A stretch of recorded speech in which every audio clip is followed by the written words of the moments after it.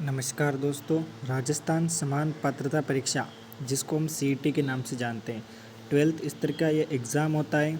2026 का जो इसका शेड्यूल है वो जारी हो चुका है, ठीक है। और यहाँ पर ऑनलाइन जो एप्लीकेशन है उनकी प्रोसेस स्टार्ट हो चुकी है। अब इसके लिए कुछ इम्पोर्टेंट चीज़ें जो निकल कर हमारे सामने आती है उनके बारे में हम डिस्कस करते हैं। यहाँ पर आप देख सकते हैं मिनिमम क्वालिफ़िकेशन है 12th पास, यानी यदि आप 12th पास है तो आपको कॉमन एलिजिबिलिटी टेस्ट का फॉर्म भरना चाहिए।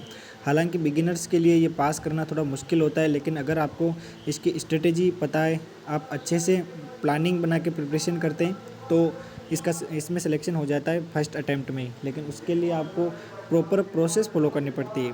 फिर हम एग्ज़ाम डेट की बात करें तो 23 से 25 अक्टूबर के बीच जो एग्ज़ाम है वो एग्ज़ाम होंगे। यस, एग्ज़ाम डेट 23 से 25 अक्टूबर। फिर हम बात करते हैं दोस्तों इसकी एलिजिबिलिटी कब तक मान्य रहेगी। तो इसका जो आपको सर्टिफिकेट मिलेगा 3 साल तक वैलिड रहेगा, ठीक है।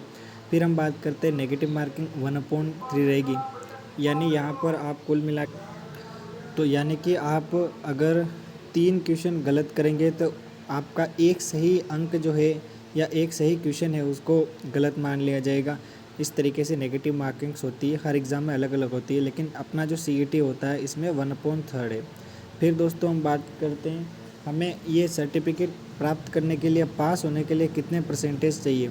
तो यहाँ पर आपको नेगेटिव मार्किंग के साथ 40% बनाना ज़रूरी है। अगर आप 40% नहीं बना पाते हैं तो आप अनएलिजिबल हो जाएंगे। फिर दोस्तों परीक्षा के टाइमिंग की बात करें तो यहाँ पर 2 घंटा 30 मिनट का यहाँ पर टाइम रहने वाला है।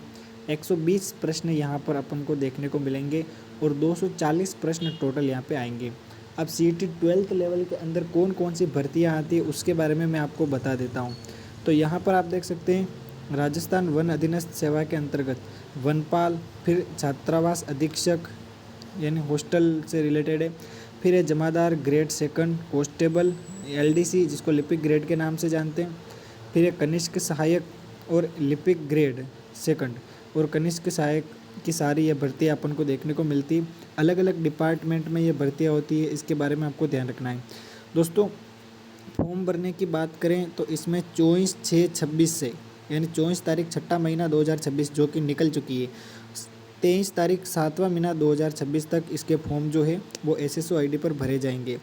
और इसके अलावा एग्ज़ाम डेट मैंने आपको बता दी, बाकी सारी चीज़ें क्लियर। और आपके मन में कोई सवाल है तो आप कमेंट में बता देना, उनके आप आंसर मैं दे दूंगा। इसकी स्ट्रेटेजी, प्रिपरेशन, बुक्स सब कुछ बता दूंगा क्योंकि मैं सीईटी क्वालिफाइड हूँ। Thank you.